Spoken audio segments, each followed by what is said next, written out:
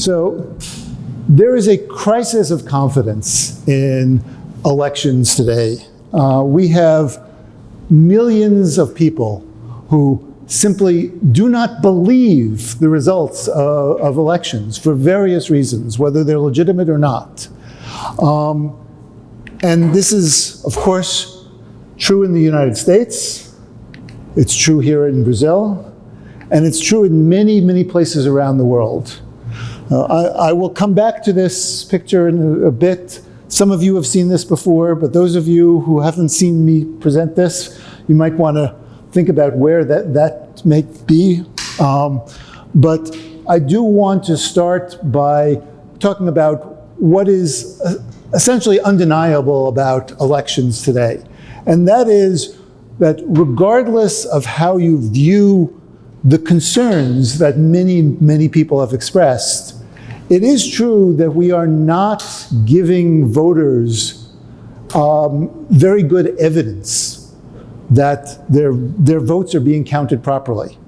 What we're doing instead is asking voters to essentially believe the officials. We're asking voters to trust that everything is done well. Yes, when elections are run well, there are party representatives, there are observers, there are others who may be there. But from the voter point of view, the voter doesn't really have any evidence. The voter just goes and votes and goes home and says, okay, tell me what happened. They don't really have any good evidence.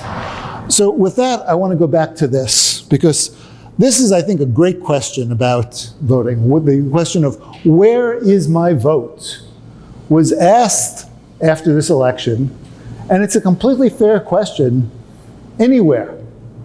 In the US, in Brazil, any place there's an election, voters might ask, what happened to my vote? Where is it? How do I know that it's been counted?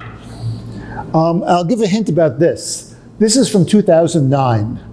Does anybody know or want to guess where this election took place? Anybody want to venture? I'll give some hints. This was a slogan that was everywhere after this election. It was on many, many signs. It was on banners, and now you might be getting a little bit of a hint of where this was.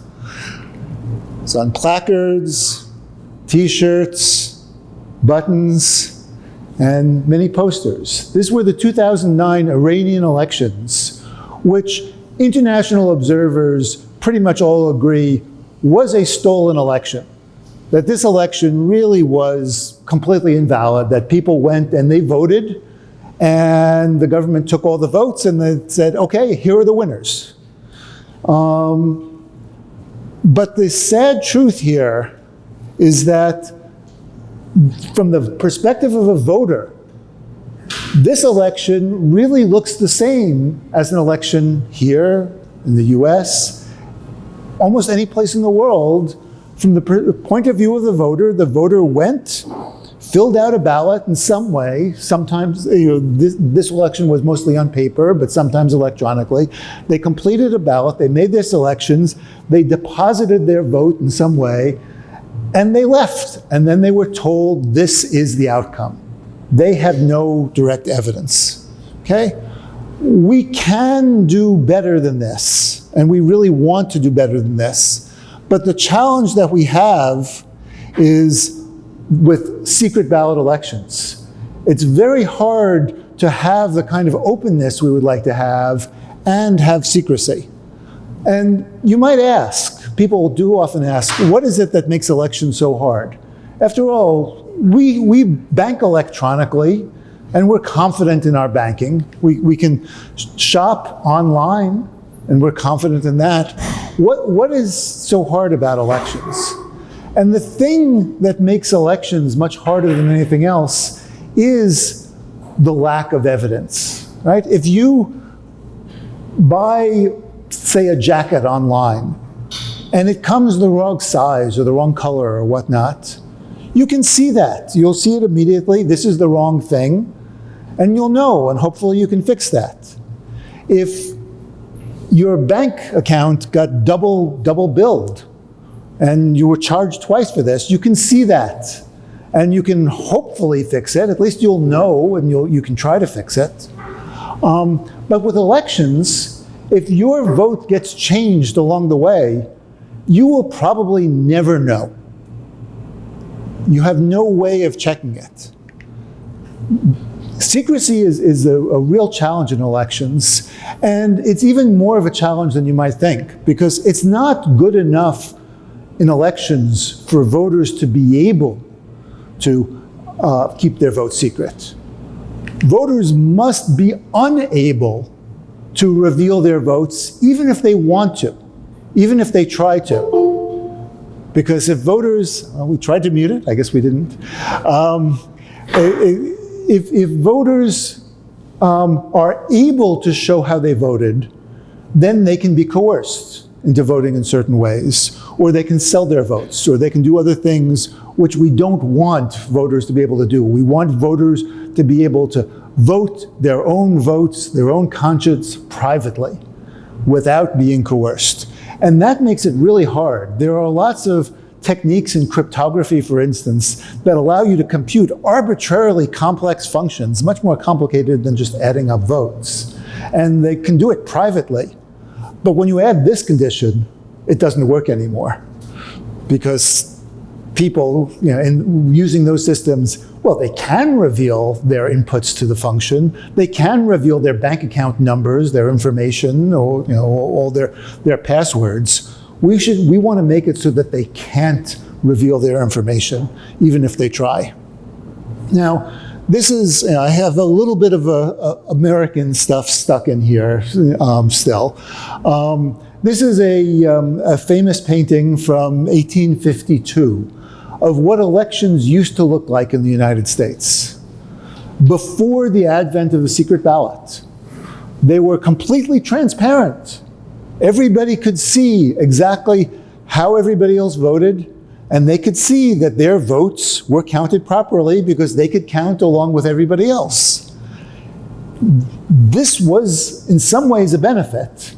Of course, this was completely subject to coercion, and massive coercion did take place in American elections around this time. It was actually a technological innovation. We don't think of it so much as such, but in the late 1850s, the idea of what's come to be called the Australian ballot was first proposed. And this is really a technological innovation, that people are voting privately, but their privacy is within a public environment, and their privacy is being publicly enforced. That's an interesting idea, that this could be done. And this took years to spread around the world. It was about 30, 40 years later that it became adopted in the US. And it was a slow process, but this technological innovation was a very helpful way of creating ballot secrecy and giving people that privacy so they could vote their own conscience. The problem, of course, is that we have privacy now, and that's critically important, but we've paid a substantial price for that privacy in terms of transparency. It's no longer the case that voters can see what their votes are through the system and how they're being counted, and can see that everything is being done properly. With current election methods, really the situation that voters are in are they can create their vote, they can cast their vote, and then they go home and they essentially hope that everything is done properly. Okay? We would like to be able to do better, and we'd like to ask how much of the transparency can be restored in a secret ballot election. How much of the open ballot transparency that we used to have can be restored without having to give up on privacy. We would like as much of that transparency as possible. And the question is, how close can we come? The answer is, we can come very, very close. We can essentially have all the transparency we had before without compromising privacy. There is technology today.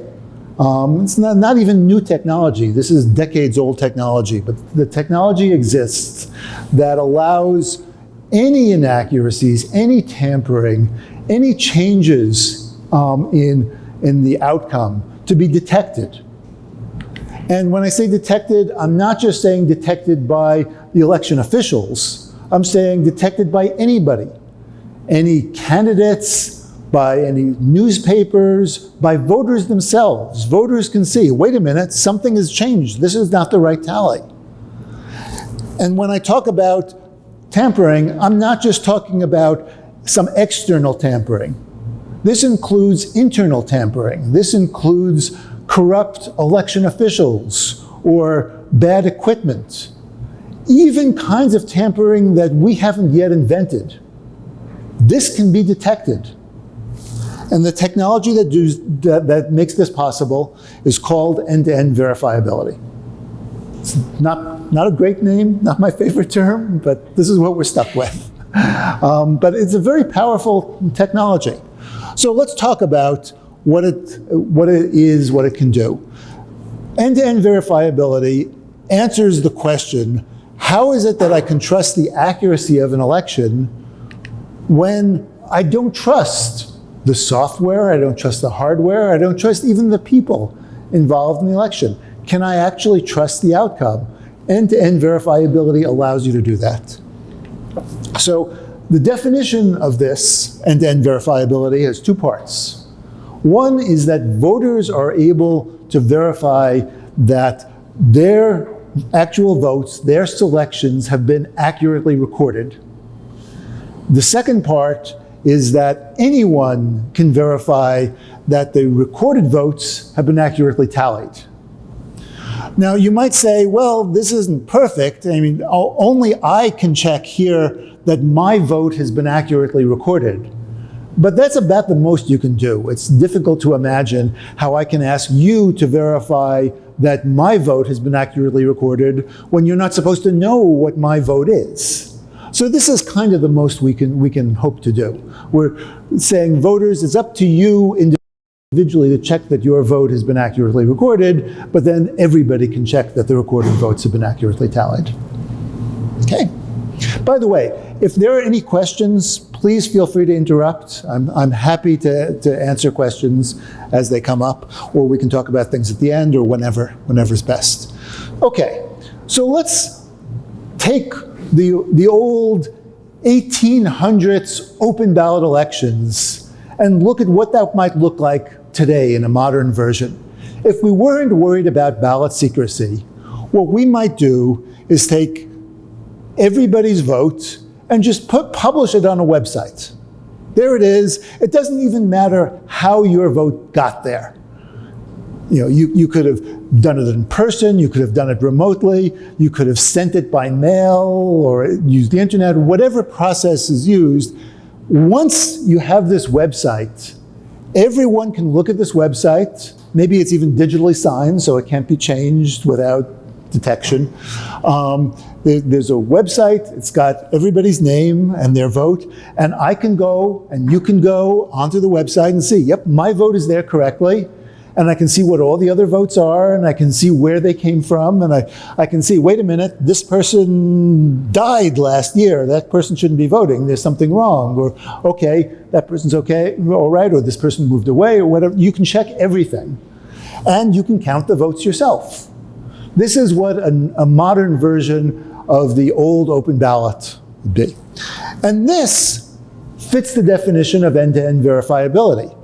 Voters are able to check that their votes are accurately recorded. Anyone can check that the recorded votes are accurately tallied. Great, except for privacy. We want to get privacy here too. So can we do this?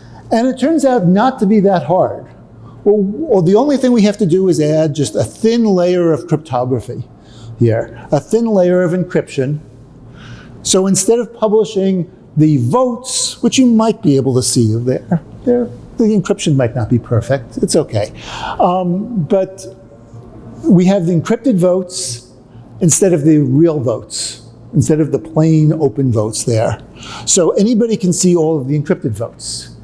So now what do we have to do to achieve end-to-end verifiability? Well, we have to make it so that a voter is able to look at the encrypted vote under her name and say, yes, that really does correspond to my selections. That really is the vote that I wanted to cast, that my vote has been accurately recorded. And what we have to do is have some way of making it so that the encrypted votes can be shown to match the announced outcome of the election, the tallies of the election. If we have those two things, then we can achieve end-to-end verifiability, and we can achieve the transparency that we want to in a secret ballot election. So essentially, once we have this, we have two questions that we want to answer. The first is, how is it that voters turn their selections into encrypted votes? If voters were machines, that'd be easy. Just do this computation, here it is. But voters are not machines, and voters mostly do not like math, and voters do not want to know what encryption is and do not want to understand that. That's okay, we'll be able to handle that, and I'll talk about that in a minute. The other thing, or a few minutes, the other thing we have to do is address how is it that voters can be convinced that the encrypted votes correspond to the announced tally. And for various reasons, for pedagogical reasons, for historical reasons, I'm going to address the second question first, and I'll come back to the first question in a little bit. The first question is important. We will get there, I promise. Okay, so in order to do this, I'm just going to say arbitrarily what a vote might look like. When you record a vote on a machine, it's probably just zeros and ones, and it might look something like this, where we have, in this particular vote, 3 contests, and there's a 1 in the second position, the first contest. So basically, this is a representation of a voter's selections where the voter selected the second option in the first contest and selected the first option in the second contest and chose not to vote in the third contest. That's all this is. This is just a way of representing that. Okay? So now, tallying an election is nothing more than adding up the columns of these vectors. All we're doing is saying, down each column, how many votes did each of the possible selections get? Nothing more than that. Elections are just about addition. Simple, basic addition. An addition of zeros and ones, in fact. Really easy addition. Okay? The problem, of course, that we have is that we have encrypted votes that we're adding up, not plain open votes. We want to take that and do that somehow. And the problem is that traditionally cryptography is a static thing. You might not think of it as such, but what do you do with encrypted data normally? The only thing really you're ever likely to do with encrypted data, at least when you think of it traditionally, is decrypt it. I might take some data, I might encrypt it, I might store it somewhere, I might then retrieve it later, and after I retrieve it, I might then decrypt it again because it was backed up in storage or something. Or I might encrypt some data and send it to somebody else, and that somebody else might decrypt it. You have a secure channel to transmit data, that's fine. But the data doesn't change. The encrypted data moved around in an encrypted form and then got decrypted. It's not any different from how it started.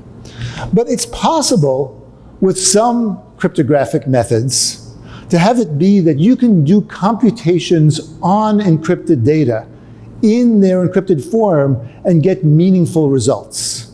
This is something that's known as homomorphic encryption, and the very first application of homomorphic encryption was elections. This goes back 40 years. Homomorphic encryption is a very powerful tool today.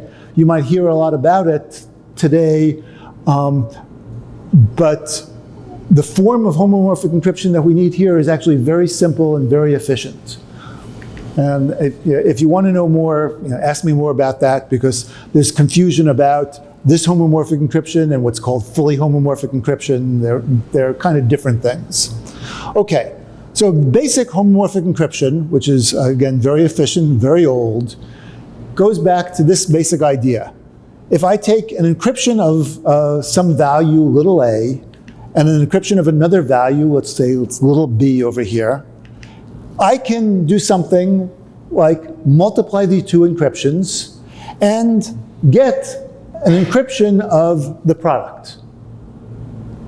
Now, I'll show more about that, but it's also the case that sometimes you can take two encryptions and multiply them and get an encryption of the sum instead. And if we can achieve this, then we can get what we need in elections. Because in elections, what we have are encryptions of all the individual votes.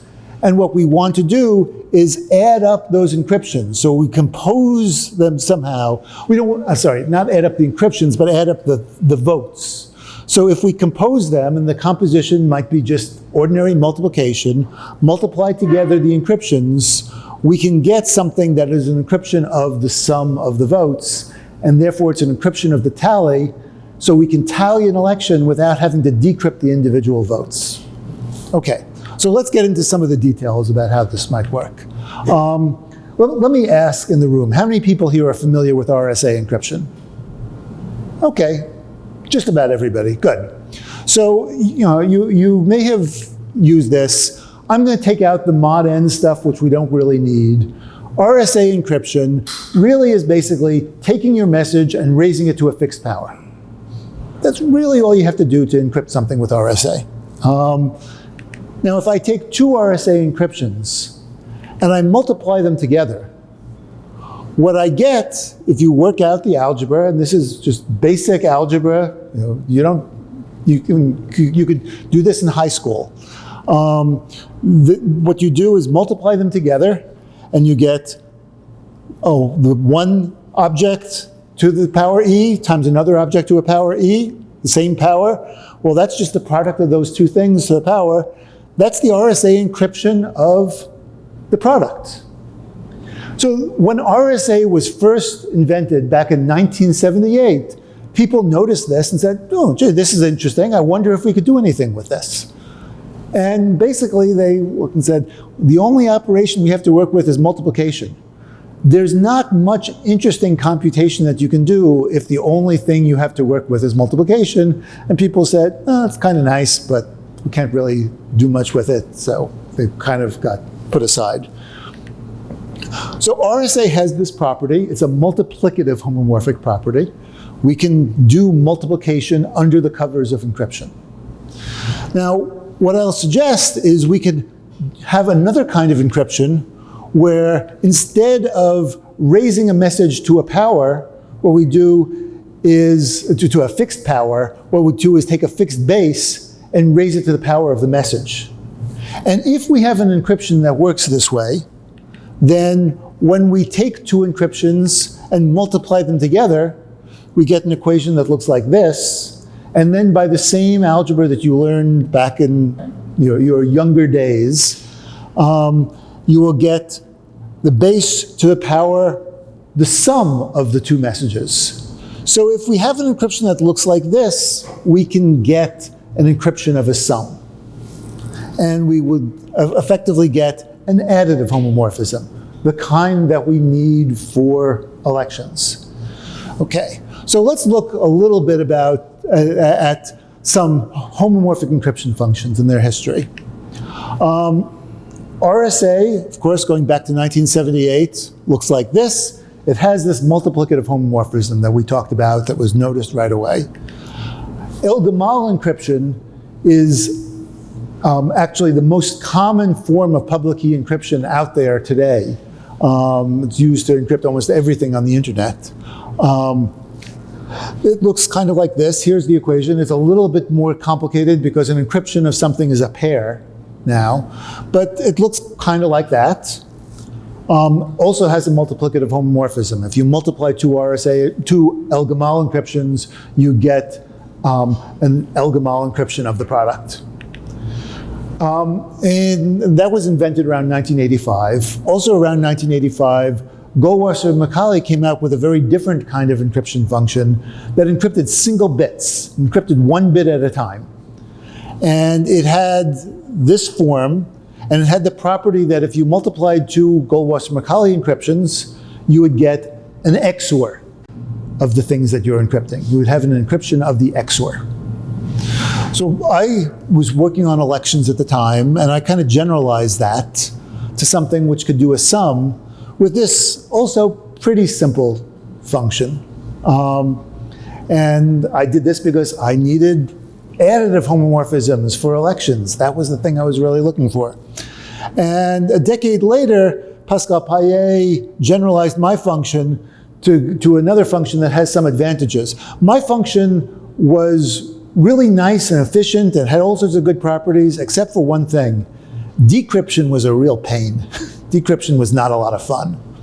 Now that was kind of okay for elections because everybody's vote is individually encrypted. You're doing a lot of encryption and then you just do one decryption at the end. So it wasn't so bad for elections, but for other things, you wanted something for which decryption is a little bit easier.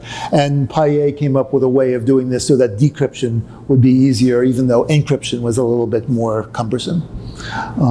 So here is a list of various things that you might work with. And lots of people now today use homomorphic encryption for elections. So what do they use? Well, almost everybody uses that, uses El Gamal. Now you might look and say, but wait a minute, that's multiplicative. That's not what we need for elections. How does that work? How can we make that work? Well, there's a trick. And there's a trick that I really wish I'd thought of 35 years ago or whenever, I did, that's actually more than 35 years now. That's painful to think about. But anyway, there's a trick which we can use to make multiplicative additive without having to come up with a new additive homomorphic function. And the trick is basically, you can start with something like RSA and El Gamal, and what you do is, if you want to encrypt a message little m, the first thing you do is you raise a base to the power of little m, and now you have a big M, and you encrypt big M. And what happens then is if you have a multiplicatively homomorphic function, you get the product of the two big M's, but that is the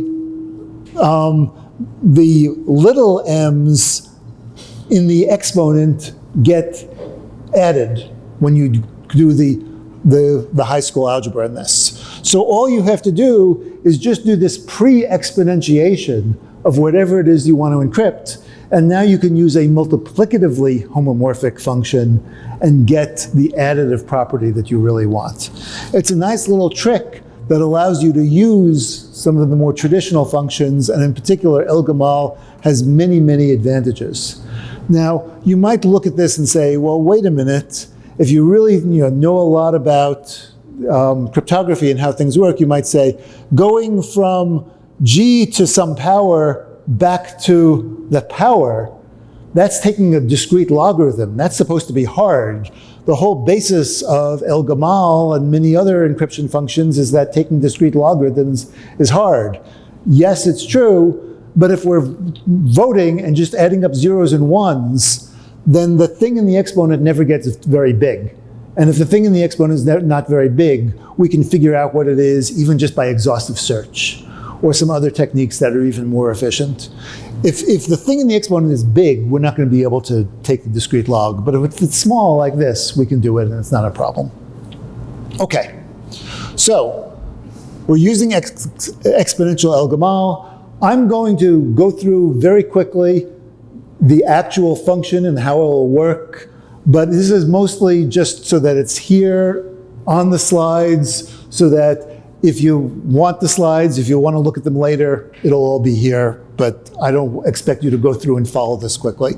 Basically, the idea is that a secret is chosen, it becomes the exponent of a computation, you use G to the S to form a public key, and you publish the public key, and then that public key is used in this way to form the encryption. You take the message you're encrypting, you pick a random value, and you do this computation. Okay? Again, we can talk about it more later if you want to take some time, but I don't want to take more time now. And then decryption is you have a pair of things, and what you do is you take the left value and you raise it to your secret power, and that allows you to cancel out the thing that was added on the right, and you are left with just this G to the M. So decryption is a fairly easy thing to do, and again, you can go from G to the M to M by exhaustive search. Okay, so why do we use El Gamal? Well, a lot of reasons. Almost all web traffic, 99.9% now, is encrypted with El Gamal. It's very popular, it's very steady, it's very stable, we have good confidence in it. It's even older than RSA effectively, because it really is just Diffie-Hellman encryption. It's a static form of Diffie-Hellman encryption. And this is like the very first idea of public key cryptography, the thing that introduced public key cryptography. So it's very old, it's very stable. We can make an additive homomorphism the way I told you. We can also do some thresholding, which I'll show you in a minute. We have some zero knowledge proofs, which I'll show you in a minute. And quite importantly, it's very, very efficient, very easy to compute. Like I said at the beginning, most web traffic is encrypted using El Gamal. Now it uses El Gamal to do a key exchange, and then that key is used for symmetric encryption, but ultimately El Gamal is being used to protect and encrypt things. Okay. So we're trying to do homomorphic tallying.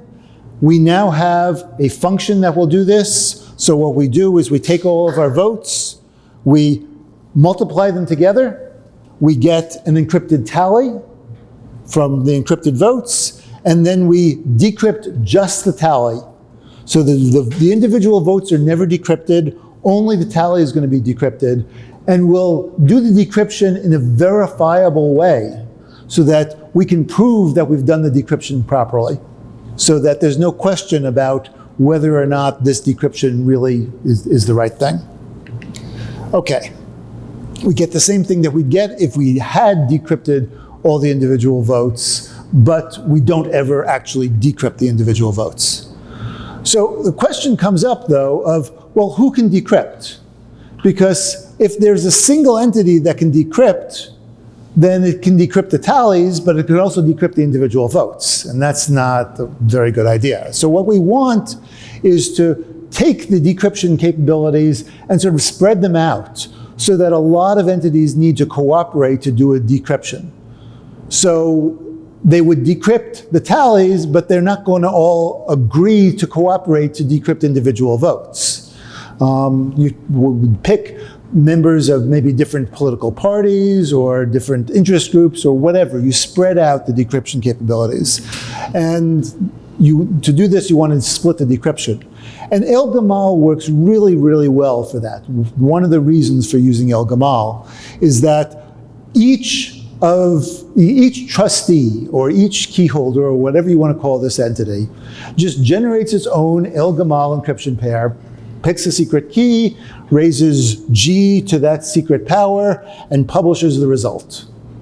And now what we can do is take all these individual public keys and just the simplest thing you can imagine doing with them, multiply them all together, and you'll get a joint key, and you can use that joint key for encrypting votes in an election. And then when it's time to decrypt, the key holders don't have to reveal their keys. They just each do a decryption, what's called a partial decryption actually, with their secret key, and those partial decryptions can then just be multiplied together to get a full decryption. Okay, so you can now take advantage of this capability, split things up, and not have any one powerful entity. We can even go further than this. We can do thresholding. The one problem with what I just showed you is if there's one bad key holder that says, well, I don't want to decrypt. Or maybe, I lost my key, sorry, whatever. Then you don't get to finish the election. So what we like to do is do a threshold encryption instead. And what we can then do is say, any threshold number of key holders are necessary to do a decryption. And here's an example. Maybe there are 5 key holders and you need 3 of them. Or maybe there are 10 and you need 7 of them or 8 of them or whatever. You can set the parameters any way you want. And it's just as easy as the split key that I just showed you. Just requires another step or two, but there's really not much more. Okay, so now we have the homomorphic tallying we want, where we can take the encrypted votes, tally them up, and decrypt them in a verifiable way with the key holders. And the verifiability comes from this step here. So the key holders can't just say, well, here's the decryption done, and then you have to believe them. They have to show that they've done the right thing, that they've decrypted correctly. And this can be done without their having to reveal the keys. So the process used is what's called an interactive proof. And I don't know, has anybody seen the idea of an interactive proof before? Okay, a couple of people. It's a really powerful technique in cryptography. And the way it works is you can have what's called a zero-knowledge interactive proof, where 2 entities exchange information and in such a way that one can prove something to the other without revealing any undue information. So it tends to work something like a prover makes a claim of something, like, I have the secret key that's able to decrypt. And the verifier makes a challenge that might be, oh yeah, you do? Well, decrypt this. And then the prover decrypts that and says, see, I was able to decrypt. So now you think, okay, I guess that prover really does have the decryption key. Okay, but that's a little different case of proving by decrypting something in particular. There are ways of showing that everything has been done properly. The problem, though, is that we don't have just 2 entities in an election. It's not enough for me to prove that I've decrypted something correctly to you, because then I have to do it for you and you and you and you individually. So what we do is we have a non-interactive form of the zero-knowledge proof. And with a non-interactive form, you use a cryptographic tool called a one-way hash function, which takes random values, or it takes any value, and produces basically a random, what's called a fingerprint sometimes, or a signature of that value. These one-way functions are sort of the hammer in a cryptographer's toolkit. They have all sorts of nice uses. And what you can do is you get an effectively random, unpredictable output. So instead of what we did before, we started out with a prover claim, and instead of a verifier coming along and saying, okay, here's my random challenge, we can say, we'll take that claim, we'll put that claim into a hash function in order to generate a random sequence of bits. And those random bits, that random value now serves as the challenge, and the prover answers that challenge. And the prover can now publish, here is a published proof of my claim. It looked like an interactive proof, but it really isn't interactive anymore. I can just publish everything. Okay? And if this is new to you, again, we can talk about it later. It's a way of sort of taking this whole proof process and making it something that's static and can just be put on a web page or on a piece of paper or something, so that I can prove something, and and anybody can look at it later and say, yep, that must be true. Okay? So let's get back to what a valid ballot looks like, because there are still ways in which a dishonest entity might be able to cheat.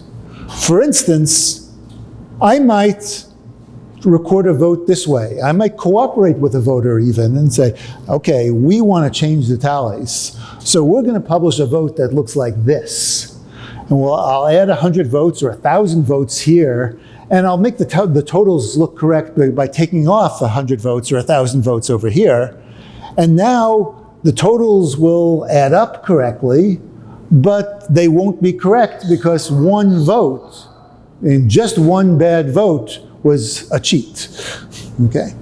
So what we have to do is have a way of checking for that and making sure that's not the case. And these non-interactive zero-knowledge proofs can do that as well. You can do something like, back here, prove that every one of these encryptions is an encryption of a 0 or a 1 and nothing else, without revealing which it is. So you would go through and create a non-interactive proof of that and publish that along with the vote. So some of the tools that are used here, and they take 15, 20 minutes to go through and convince yourself that all of this works, is what's called a Shum-Pedersen proof, which is a proof that the decryption of this is that. And you don't have to reveal the key. We are using that to do the verifiable decryptions. It's an old technique that allows a verifiable decryption. There's a technique called the Kramer-Damgard-Schoenmakers technique, which allows you to do a disjunction. You can, instead of just proving this decrypts to that, you can prove this decrypts to A or B without revealing which. And that's exactly what we need to use here. And there's also this Fiat-Shamir trick that I told you about of making an interactive proof non-interactive by using a hash function. Those are really the three kinds of zero-knowledge proofs that are needed to make all of this work. And it's a little esoteric, but doesn't take that long to go through them all and say, oh yeah, that works, okay, good.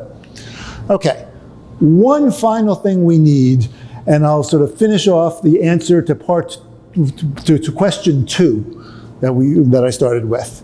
And the answer to question, the last thing in question 2 was that we need randomized encryption. Because if 2 ballots are identical, we want to make sure that they don't encrypt 2 identical things, because then, even though they're encrypted, I can say, well, I know my ballot encrypted this way, and your ballot encrypted the same. You must have started out with the same thing. So we really need identical ballots to encrypt differently. We need to randomize the encryption process.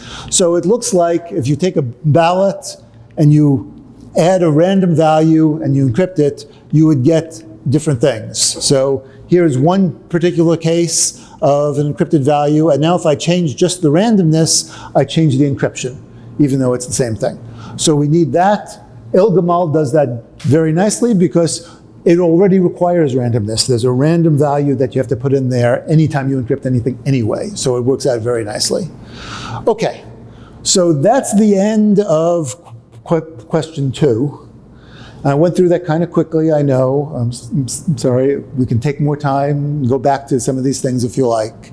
But I think it's important to sort of show all the details are there.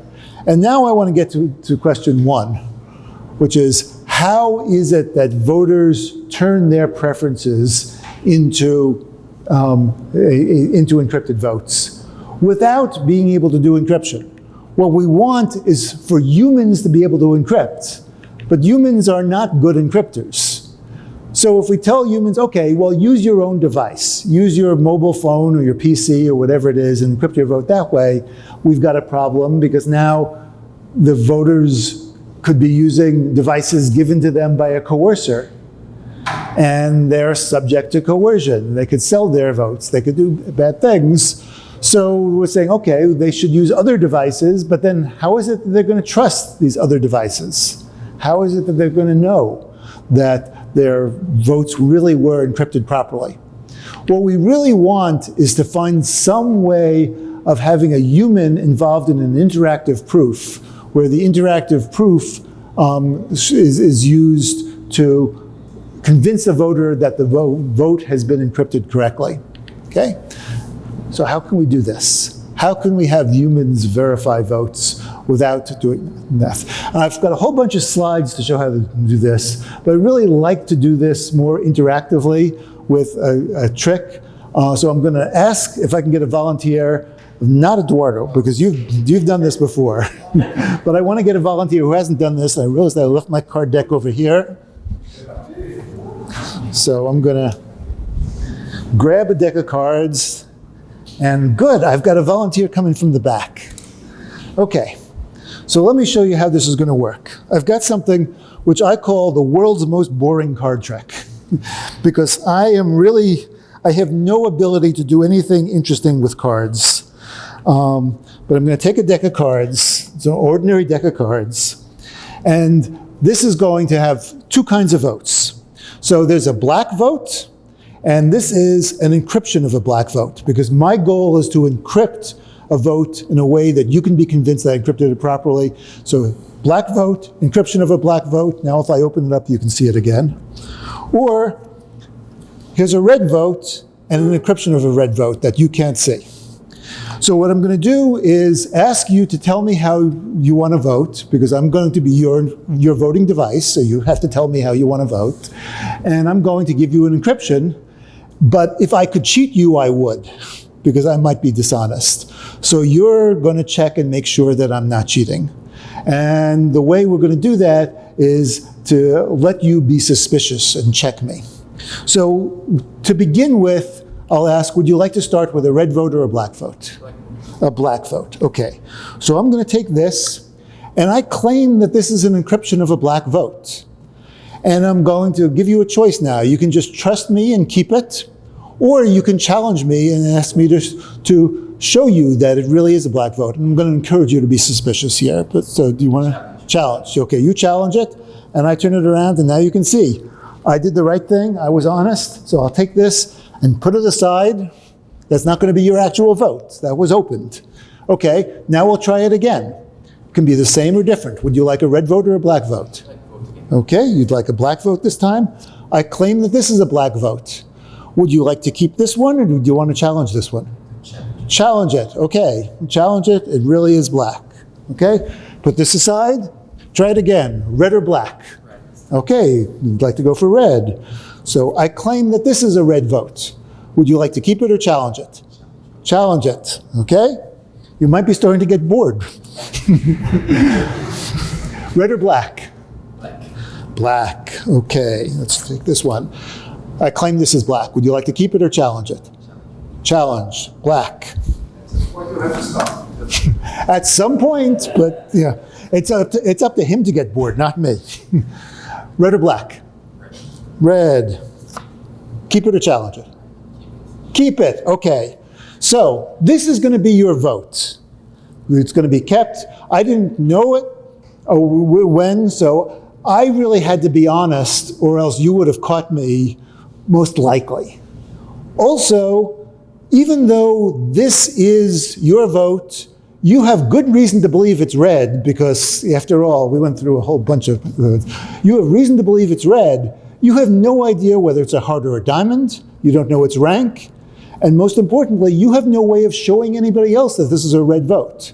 So this is your private red vote that you can't be coerced for. You can't show anybody else what it is, but you have reason to believe that it's been encrypted properly on your behalf.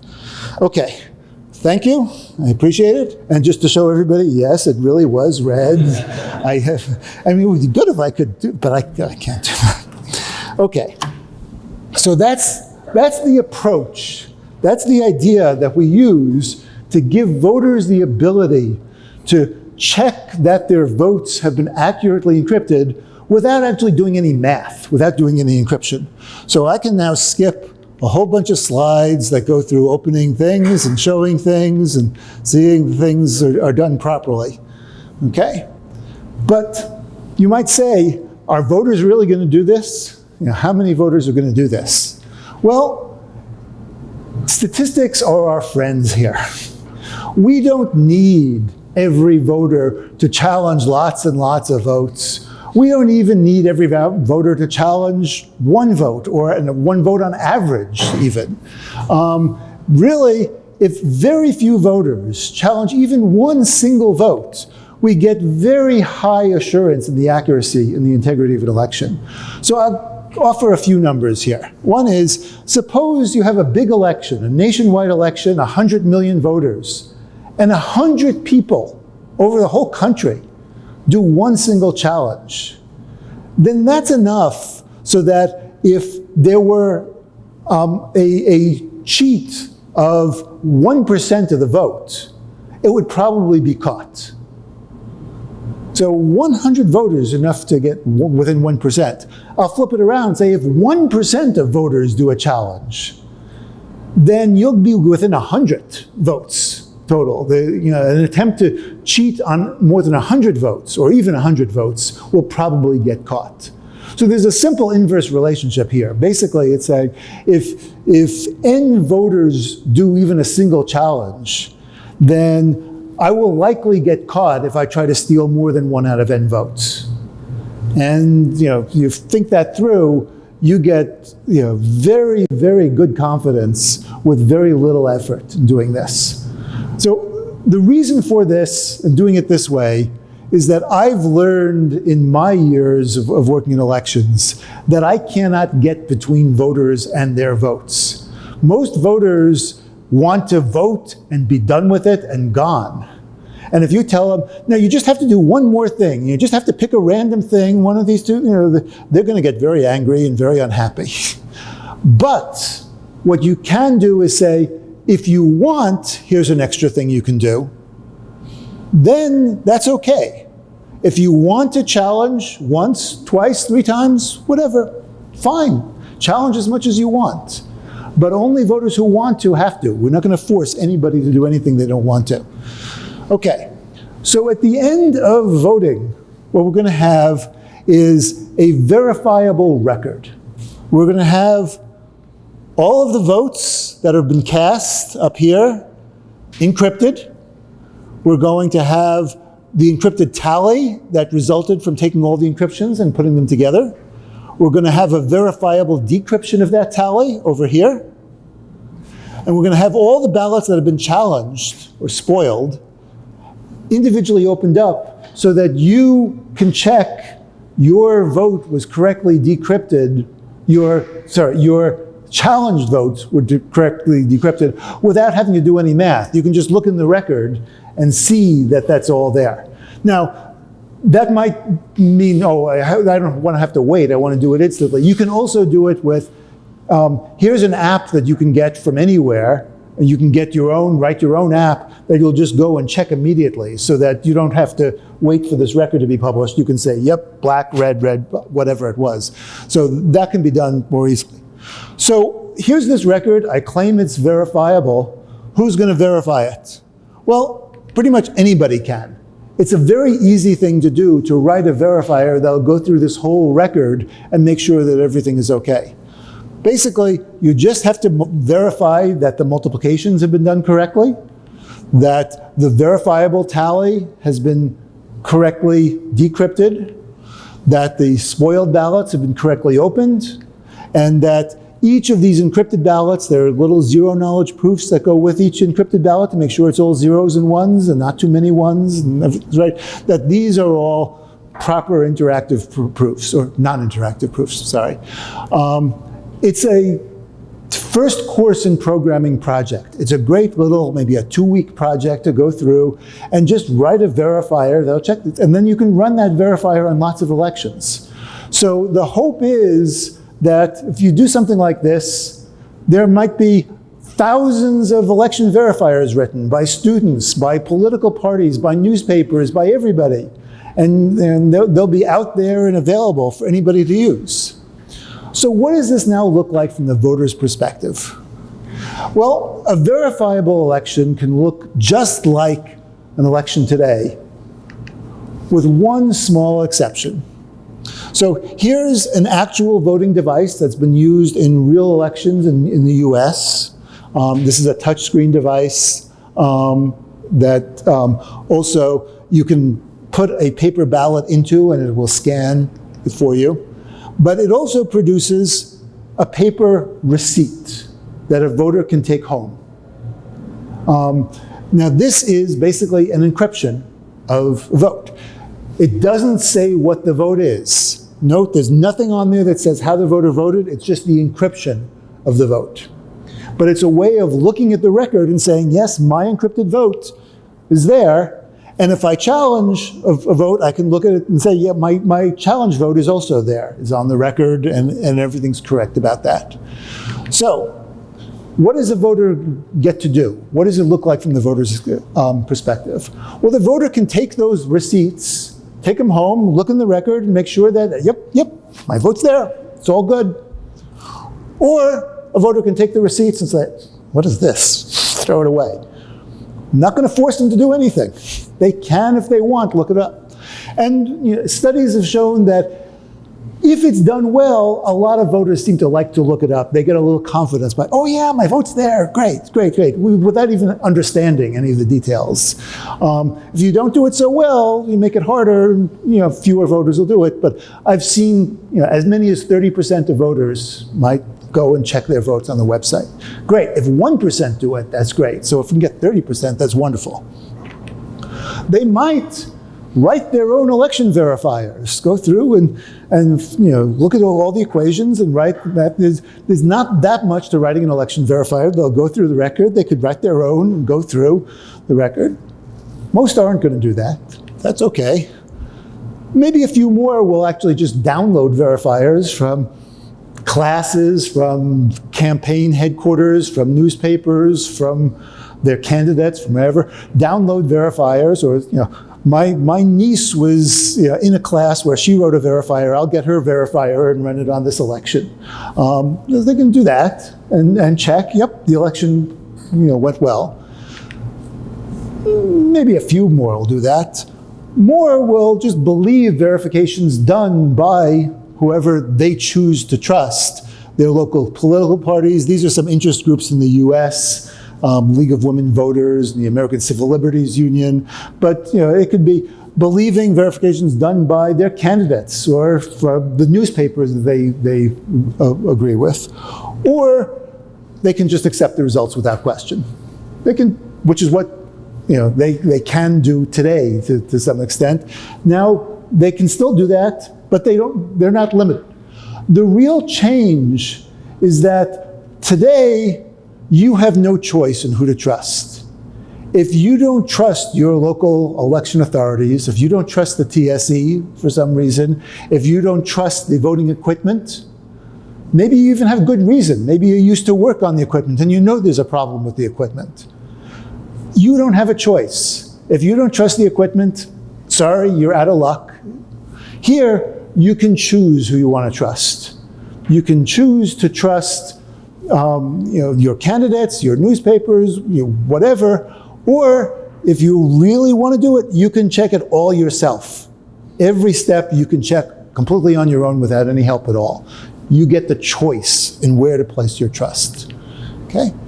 So, this is a nice academic project. Is this a real thing?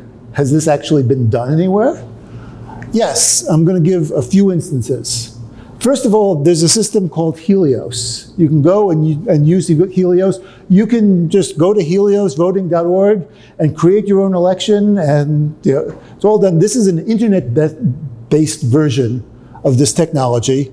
It's been used in various places. It's actually very commonly used for student body elections or for professional societies. We have to elect our board of directors for our group. And the group is maybe all over the world, and we don't want to have to send paper ballots, mail them out to everybody and get them in. It's very expensive. Some of these groups, the IACR is the International Association for Cryptologic Research. The ACM is the Association for Computer Machinery. You can add USP to your slide. USP, student elections at USP have been done with, great. I will add that. Okay, great, Princeton and USP, that's a good pair. It's a good way to hold very low coercion elections. There are problems with internet voting. I'll talk about that a little bit at the very end, which I'm very close to. If you're in a situation where you're not so worried about coercion, you want to do an internet election, this is a very good way to do an internet-based election. Another version of this technology was used in a small city in suburban Washington, D.C. in the US, something called Scantegrity. It was used a couple times in municipal elections. It was an academic project. They really liked it there. They did it in 2009. It was great. Come back. The next municipal elections they had was 2011. Yeah, great. Please do it again. It's great. It came up to 2013, and all the students had graduated, and the faculty were, the professors were, we've got other things to do. We're not in the election business. So they sort of left, and they couldn't do it anymore. But it worked very well there. It was a nice thing. It had a lot of nice properties. A more real version of this was designed for a large county in Texas, 1 million people in this county. Okay, it's not large by Sampa standards, but large by US standards, 1 million people in this county. They really wanted to do this. A bunch of us got together, we worked with the election officials, we did the design. Everybody was really happy about it. They started to have it implemented, and they ran out of money to have it built. And it never went anywhere, but it's a really nice design, I think. So that brings me to the self-serving part of this talk. Microsoft has built a technology called Election Guard. It is not an election system like all the other ones I talked about. It's just tools that can be built into an election system to make it verifiable. So it can be used with touchscreen systems or systems like what's here in Brazil, where you're just doing it fully electronically. It can be used with optical scanners, where you have a marked ballot and it gets scanned. It can be used with vote by mail. Can even be used with internet voting, although we don't encourage it for reasons I'll talk about. We have partnered with many election vendors to use this, to incorporate this, some large, some small, and we're working with jurisdictions to say, hey, this is something that you'd really like. Would you like to do this? The US system is very different from the Brazilian system, actually much worse than the Brazilian system in many ways, because there isn't just one election entity. Elections are local in the US. When there's a presidential election in the US, there isn't one election. There are over 8,000 elections that happen at the same time in different jurisdictions with different rules and different equipment, different processes, and all those results are aggregated to form the presidential result. It is a mess. It's a terrible way to do things. But the advantage is, for us, that we don't have to convince the whole country to do something. We can go into one little jurisdiction and say, hey, wouldn't you like to do this? Here, we can help them, convince them, and there's some possibility. And that allows it to be sort of a laboratory that spreads out to other places.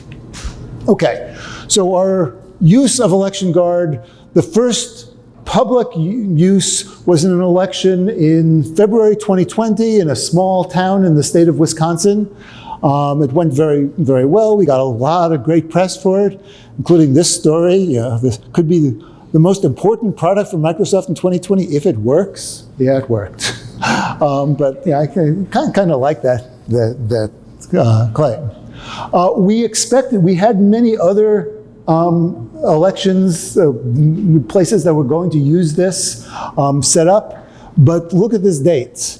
You might remember that just after this time, something kind of happened worldwide. We kind of had this little pandemic thing. And in the US in particular, the view from election officials changed from, yeah, I'm willing to try something new that'll give my voters more control and more ability, more transparency, more ability to see that their votes are counted properly, to go away, don't bother me. I'm trying to buy hand sanitizer and I can't find it anywhere. And I'm trying to hold an election here that I can't get the people for, go away. So we kind of lost all the opportunities there to do much in the immediate aftermath. But we did do a few things. We worked in a post-election audit in a county in California. This toolkit turns out to be very flexible, and one thing we could do is do a post-election audit where we could get very accurate results without compromising the individual ballots because of the complexity of US ballots. It turns out that just auditing and revealing ballots can compromise privacy, and we were able to use this in a way that avoided that. We also took part in an election in the US Congress. Now, you might think, I thought, well, all elections in Congress are open. We don't need any of this technology for that. Everybody just says how they're going to vote, the way they did in the 1800s, no problem. Well, it turns out the leadership elections within each party, where they decide who their leaders are going to be, in the US, those are secret ballot elections. Fiercely secret ballots that people will promise their vote to somebody and actually vote for somebody else all the time. And they really needed to be secret ballot, but people didn't want to vote in person. And we worked with one of the two political parties in the US House of Representatives to use Election Guard to do their leadership elections, including the election of the Speaker of the House of Representatives. And of course we offered this technology to both parties in the US and both the House and the Senate, but it was the House Democratic Party that really wanted to use this and did, and they really liked it. They came back and said, we want to do it again. And we said, well, there are other things. We're not going to go through all the expense, get it from somebody else now. We've got the technology, we've given the technology out. We're not going to spend all the time, building that. The biggest partnership that we've had to date is HART is one of the big 3 election equipment vendors in the US. Like I said, the elections in the US are very disparate. There are many different kinds of equipment used all over the place, many different companies selling election equipment. 3 sell most of the equipment. HART is one of those 3. And they've really embraced this technology. They say, yes, we want to do this. This is the device I showed earlier, been used in real elections. They see this as a differentiator. They see this as a way of serving their customers.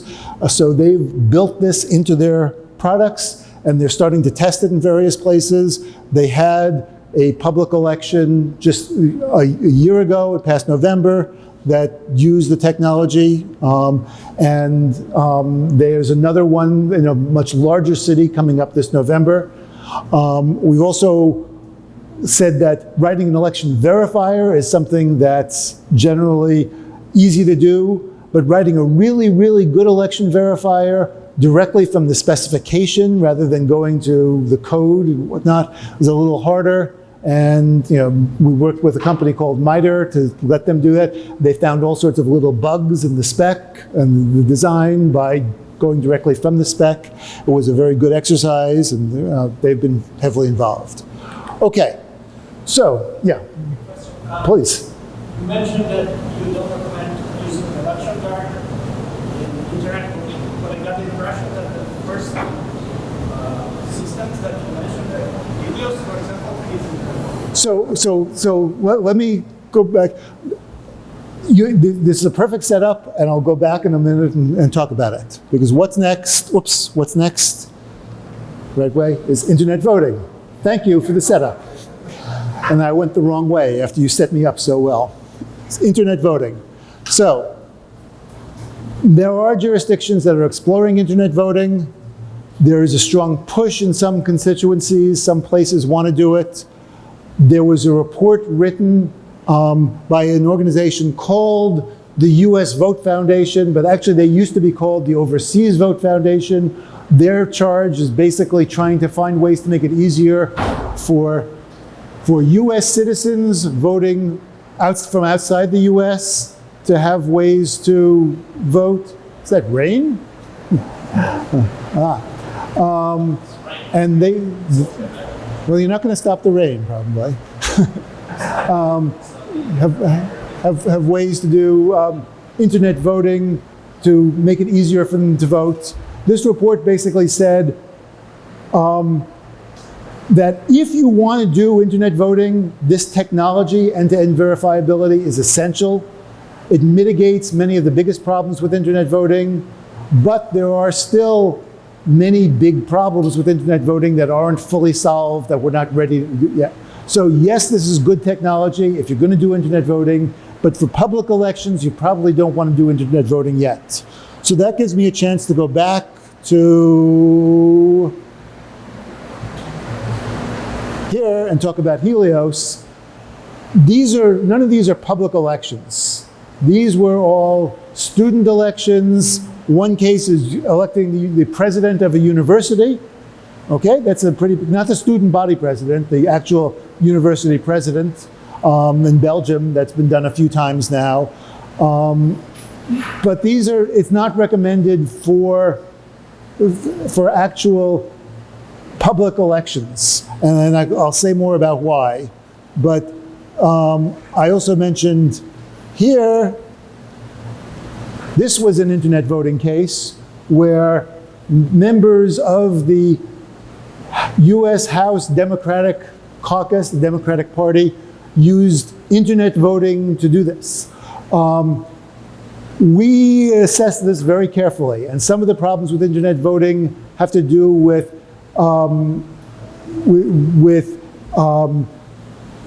devices, mobile devices that are used for voting, say, being corruptible. Yes, voters can detect that. They can correct that if they're using an end-to-end verifiable system. But there's an important but subtle difference in that.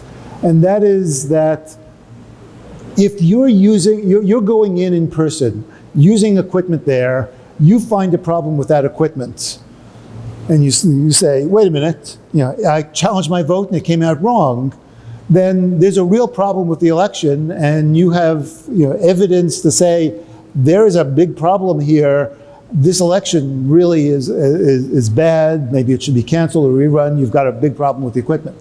If I'm voting on my mobile device and I detect that my vote got changed, I did a challenge and it comes back wrong, then it's not going to cause the election to be canceled. That's going to be, Josh, you got malware on your mobile phone or your laptop. You should go fix that. And I went and fixed that, and I got my vote corrected. But if I'm only in the 1% of people challenging, that's good enough if we're all sharing the same equipment in a poll site.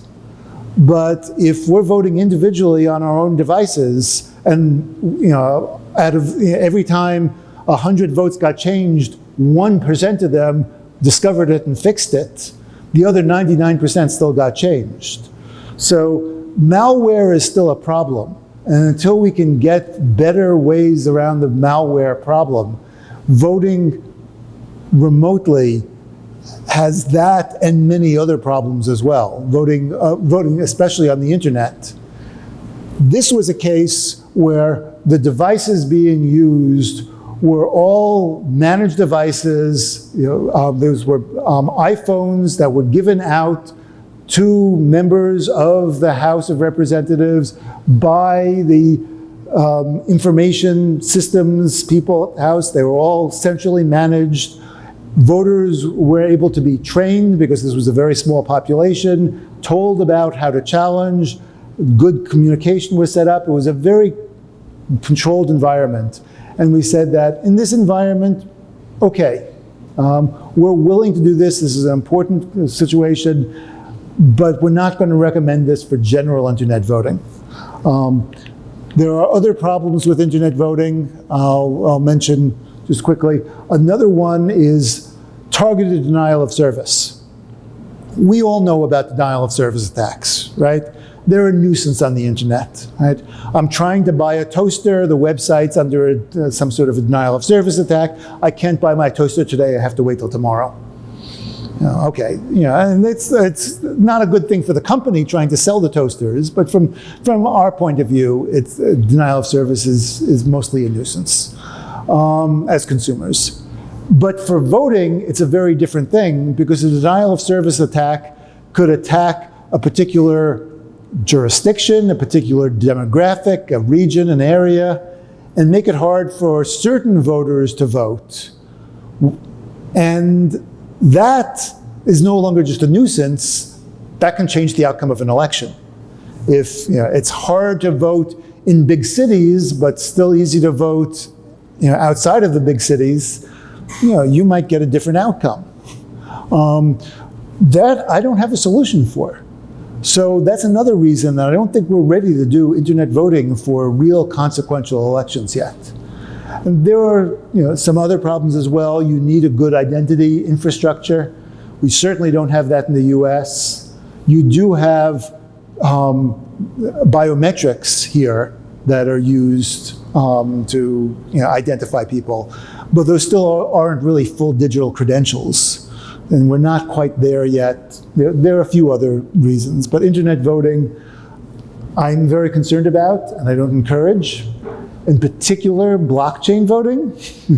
We'll get back to that. There are many companies, especially in the US, not completely reputable in all cases, who are promoting blockchain voting because it sounds really good. And if you don't know better, you think, yeah, this is an immutable record. No, it isn't.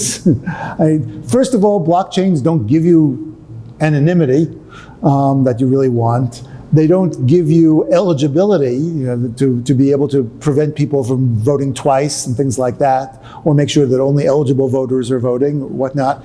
Yes, you can build protocols into a blockchain system that will do all these things, but once you've done that, you'll find, okay, you don't really need the blockchain anymore. You've got a good protocol here that does all that. And the blockchain just adds complications. I'm not anti-blockchain, I should say. Blockchains are an interesting technology. They have some interesting uses. They can be used in nice ways. But these tend to be ways that are naturally distributed, inherently distributed. They don't make sense when you have a strong central authority. And voting, you do have to have a central authority to do this well. It doesn't have to be a trusted central authority. It can be public, and we can all see that the central authority is doing the right things or isn't.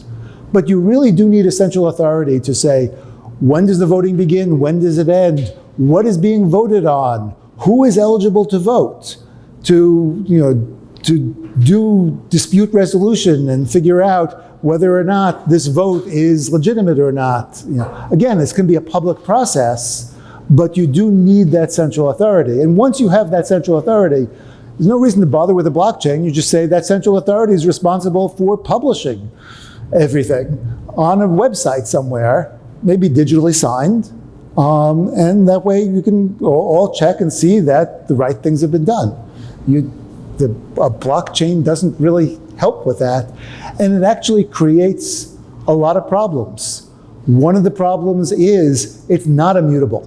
If you have a majority of the miners or stakeholders or whoever it is that is involved in the blockchain, even a large minority sometimes, but certainly with a majority, you can change the contents of a blockchain to be anything you want. Now, in most financial applications, that's okay, because you would never get a majority to do that, because that would sort of defeat the whole purpose of what's going on. But in an election, if you're saying a majority of miners can produce whatever outcome they want, then you're replacing rule by majority of voters with rule by majority of miners. Maybe not what you want. Another problem that you have with blockchains is responsibility. It's sort of a feature of a blockchain system that voters, thank you, thank you. Voters can choose voters, miners can choose which transactions to accept and not accept, right? That's, you've been working on blockchains. There's a list of transactions out there. I'm a miner, I can include these transactions or not, whichever ones I want or not. It's my choice. I'm allowed to do that. If those transactions are votes, you don't want miners to be able to say, I'm going to take these votes and not those votes. And an example I like to use is, suppose I'm the leader of a big movement to put a heavy tax on blockchain mining. And there's a referendum out there to put this tax on blockchain miners. Which miner is going to accept my vote? I'm going to be there high and dry. And they're allowed to all reject my vote. Whereas if there's a central authority that rejects my vote, then I can say, hey, here's my vote. You're not doing what you're supposed to. So that's just the beginning of the problems. A short way of saying this, Ron Rivest likes to say this, the R of RSA, that blockchains don't solve any of the real problems of voting, but they introduce a lot of new problems that are unsolved. So they just make things worse. So I am not a fan of blockchain voting, and you know that already from the quote that Professor Simplicio gave earlier on, that I said, and this is at a time when I was sitting on a panel with the chief election officer of one of the US states who was using a blockchain system at the time. I criticized it. I said, anyone promoting blockchain voting either doesn't understand blockchains, doesn't understand voting, or is being dishonest. And I made it very clear in that case that I thought it was the first for him. I didn't want to say he was being dishonest or anything, or that he didn't understand elections. But yeah, it's a problem because it sounds really good and it doesn't work. It doesn't do anything, but it's all for show. It really is all for show. Okay, I've talked too much about that. I have a bunch of references that are in the deck. If you want to see, the National Academies talks about this issue about internet voting, the report I just showed, and there are overviews and other things that I could talk about. And then we're open to questions about anything at all. And this model of voting that you showed us, if like a group of people is willing to discredit the election, and they say their spoiled votes are incorrect, we can do anything about it, right? Because only they know what are their spoiled votes. This is a great question. There is yes and no. And that's a bad answer to a great question, but yeah. Let me try to go into this in a little bit more detail. It is possible in some end-to-end voting systems, end-to-end verifiable voting systems. I really like to, I don't like dropping that V because that's the most important term there, the end-to-end verifiable voting systems. It's possible that you get only detection capabilities. So you as a voter, you would know that your vote has been changed, but you have no way of proving it, or at least that your challenge was not answered correctly, but you have no way of proving it. And that's not very desirable, although it's better than what we have today, where you don't even know if your vote has been changed. Some systems, though, have interesting ways of doing this. The scantegrity system that I talked about earlier, let's see how far back I have to go for this. Scantegrity is the one that was used here. Actually has a really clever design. I have a picture in my deck, but I can't get to it easily with this. What it does is it uses paper ballots with invisible ink. It sounds kind of strange in an election, but all of the bubbles on the paper ballot that would be filled in by voters to mark their choices are pre-filled with invisible ink. And voters are given invisible ink revealing pens. And they sort of swipe over whatever is there. And voters actually really like this for a somewhat surprising reason. Normally, when voters with paper ballots are marking these bubbles, they're filling in these bubbles. I don't know if you have had to do this on tests, multiple choice tests, where you fill in the bubbles and you go, oh, that part's not quite filled in yet. Oh, I went a little too far here. You know, it's a little messy, whatnot. If you have invisible ink, an invisible ink revealing pen, you just swipe across the bubble and the bubble fills in perfectly with the invisible ink that's now been revealed. Ah, nice. But the trick there also is inside the bubble is also revealed in reverse. So it fills in black, except in white within the black is a short code, like 2 letters or something like that. And that code is basically something that you can take with you as evidence that you voted in a certain way, and you would not know that code if you had not made that vote. So that's an interesting way of doing dispute resolution and proving that you really did get something that was you know, what you expected, or have something there.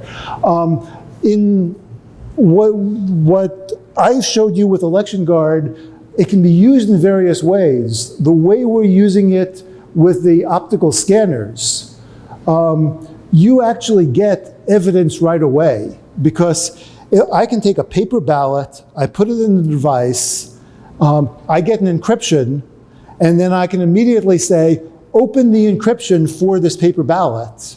And if it doesn't open correctly, it's no longer just, I said I voted in a certain way, I've got the paper ballot here, I've got the opened encryption, they don't match.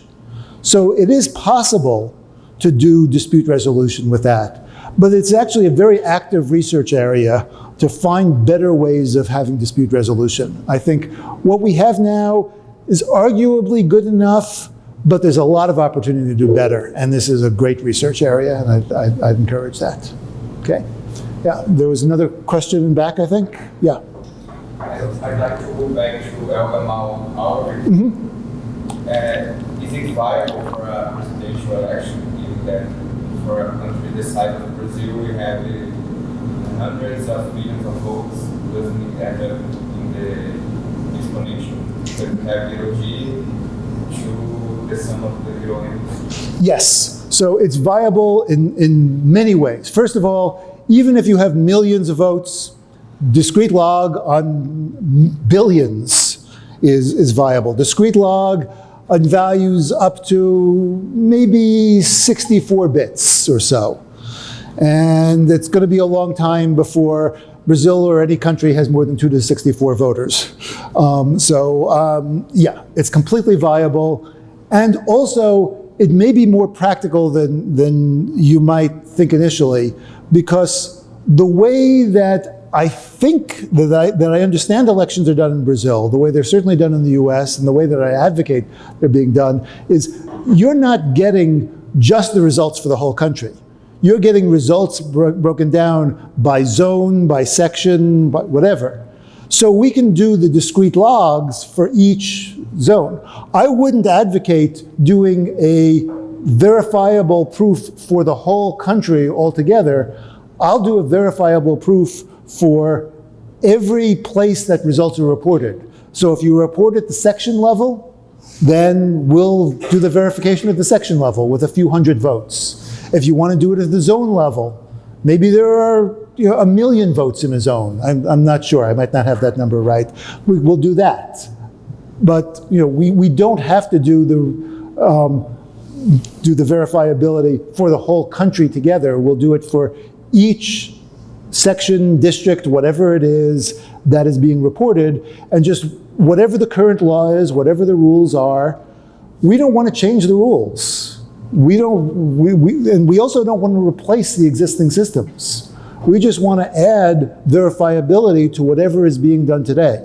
So another thing about using Election Guard in particular is that I would not advocate saying, let's throw out what we're doing and bring in all new equipment and use Election Guard with new equipment. Or even use the old equipment, but use only Election Guard to do the counting.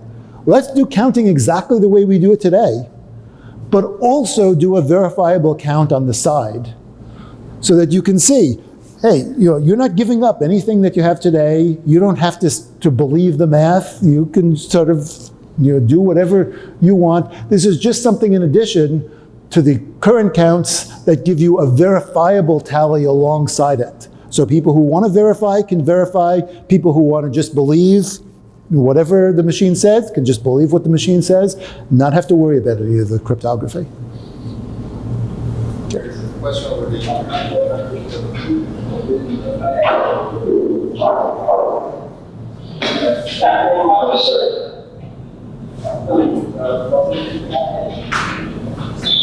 Me escuta, professor?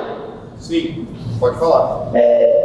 Duas coisas. Primeiro, o chat está bloqueado para quem está na transmissão. Tá. Então, a gente não consegue escrever nada. Por isso que você está sozinho no chat, né, agora? My question is, I don't think I get it totally correctly, but every time I challenge my vote is also discounted for the total election. So let me try to be very clear about the way that we're trying to do this, the way that I advocate doing this. You can create a vote, and then once the vote is created, once it's been encrypted, once you are holding in your hand a receipt for that vote, you can now say, okay, I'm going to cast this vote and it's going to count, or I'm going to challenge it and it's going to be opened and it's going to be discarded, and I start again. So you will get one cast vote, but the process is that you create a vote, you cast it, or you challenge it and restart. There's a flow chart. Create vote, cast, or challenge and restart. And therefore, at the end, once you've cast a vote, you're done. But the one vote that you've cast has never been opened. Every other vote that you've gone through, if you have gone through that flow chart before, every other challenged vote has been opened, and those open votes are never cast. Okay, does that clarify it? Yes. Okay, good. And the thing you were talking about in this voting is so when I write my votes and I try to challenge, I don't get it's not me that is lying, so saying I say that I voted A and I voted B, right? Yeah, so I skipped over some details here. So the way that Scantegrity deals with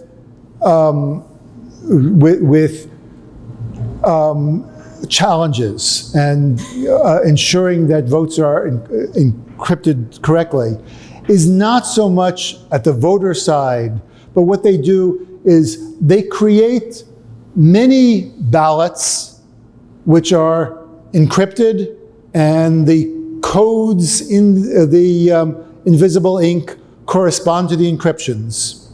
And then after these things are printed, there is some public process used for taking some large number of printed ballots and opening them and looking and making sure that all of the codes are correct in the encrypted ballot, in the open ballots.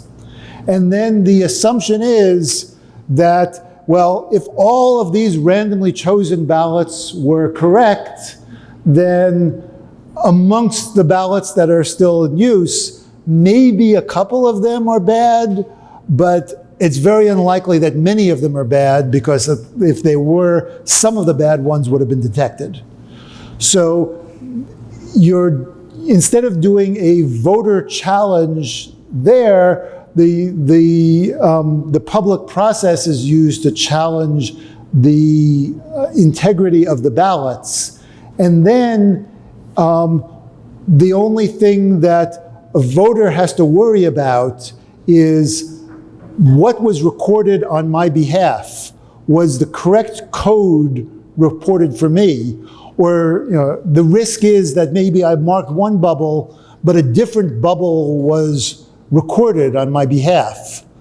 So when the voter marks a bubble, they get to see the encryption that corresponds to, or the code that corresponds to the encryption of their vote, and they get to then see this published on a website.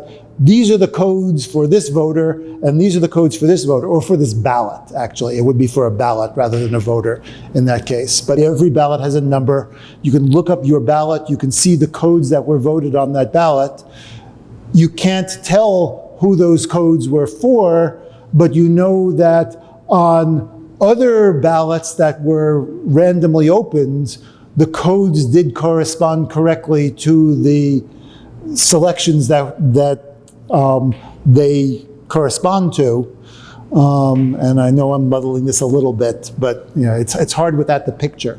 But you can see that, okay, everything is correct because I've got the right little code, and I can't claim that, wait a minute, I marked this bubble, but I got that code because you wouldn't have the code for a bubble that you didn't mark.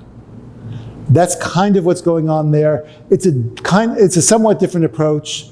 A really nice feature, an interesting thing about end-to-end verifiability is I talked mostly about one way of doing this. But end-to-end verifiability isn't just one way. There are different ways of doing the tallying in a verifiable way. There are different ways of checking that votes have been accurately recorded. It's not just one technology. It's a whole suite of technologies that can be combined and used in different ways, depending on the needs of the particular locale, the jurisdiction, the environment that it's being used in. And in fact, there are some reasons why in Brazil, the homomorphic tallying that I talked about might not be the best approach. But that's okay, there are other approaches that can be used. This is the one that I think is easiest to understand. So I like to talk about that, and people like that. But we can do other things. If it doesn't match the needs here, there are other ways of making it work.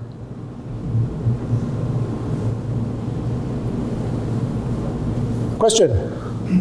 First, thank you for the presentation. Of course, thank you. I would like to know how do you prevent denial of service in a special elections section when some voters decided to go around infinitely swiping the votes? Like Lucas did. Yeah. Challenging with votes. Yeah, so this would be up to a particular, the rules set in, whether it's national or local. What I would advocate is that you can challenge as many times as you want, but every time you challenge, you have to go back to the end of the line to re-vote. Or maybe, after 2 challenges, you have to go to the end of the line. So, or certainly after 5, right? 5 was a lot. But you can limit it that way. And then you might say, the lines are short, it's okay, just vote now. But give some room, but make it so that you can't just stand there all day, challenge. You have to give other people a chance. And then once you have that, I think you can solve it. Yes. Professor, at the beginning of the presentation, you said something about homomorphic encryption. Homomorphic encryption. Could you elaborate a little bit on that? Sure. So the idea of homomorphisms in encryption really goes back right to the beginning of RSA, for instance, when it was recognized. There was a paper published by Revest, Edelman, and Dutuzos. Revest and Edelman are the RNA of RSA, published in 1979, I think, 1 year right after RSA. 78? It was. I was debating, saying that I couldn't remember which it was, so thank you for the correction. Revest, Edelman, Dutuzos was 78, a paper called On Data Banks and Privacy Homomorphisms. And it just sort of noted, hey, these homomorphisms might be interesting. You might be able to do things with them. Here are some ideas. And it didn't really go anywhere. until the scenario of elections. And when I was working on elections in 1985, really wanted to use this idea of homomorphisms. It wasn't a privacy homomorphism anymore, it was actually with encryption, and I started using the term encryption homomorphism or homomorphic encryption then for this, but this was just one operation. And RSA does it for the operation of multiplication, so does El-Gamal. My system does it for the system of addition. It's very clean and efficient.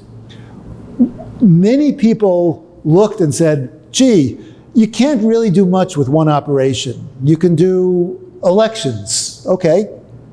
Maybe you can take averages. If you have a bunch of people's salaries encrypted in a database somewhere, you can figure out what the average is because you can add them up and you know how many there are, you can divide. So there are a few things you could do, but not a lot of interesting stuff. Wouldn't it be nice if we could do more than one operation at a time? If we could do addition and multiplication together, those two things are expressively complete and you can compute any function now at all.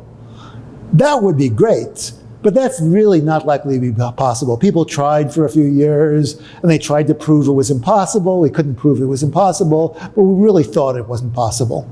Until a very clever graduate student at Stanford University named Craig Gentry in 2009 found a way to do it. And he said, oh, yes, you can do addition and multiplication together. Now, his way of doing it was very painful. Very, very, very painful. The overhead on it when he did it was about 10 to the 25th power. So imagine you have a very simple computation that you could do in a microsecond. You can do it with fully homomorphic encryption, but the sun would burn out before you're done. So it was very, very painful. But people started then doing this thing which became called fully homomorphic encryption with addition and multiplication together, looking for better and better ways, and there's been a lot of improvement. And now the overhead is about 10 to the 6th. It's 10 to the 6th, 10 to the 7th, depending on how you do it, which is still not very good for most things, but there are some things which can tolerate it. And in particular, what you can do is one of the operations pretty efficiently. So you can have fully homomorphic encryption where additions are very efficient, but multiplications become painfully slow. So as long as you can structure your computation to be almost all additions and a few multiplications, you can do the whole thing homomorphically under the covers of encryption and get a lot of benefits from doing that.